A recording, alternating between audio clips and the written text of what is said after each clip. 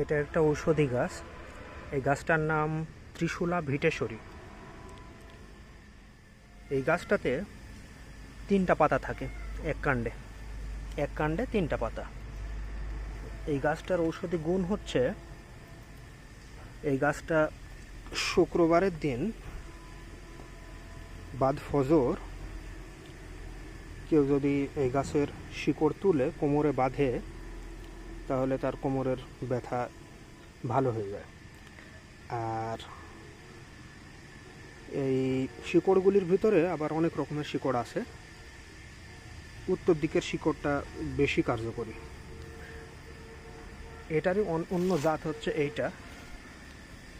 এইটা পার্থক্য হচ্ছে প্রতি কাণ্ডে 2টা করে। অন্যান্য প্রায় সব গাছেই প্রতি কাণ্ডে 2টা। একমাত্র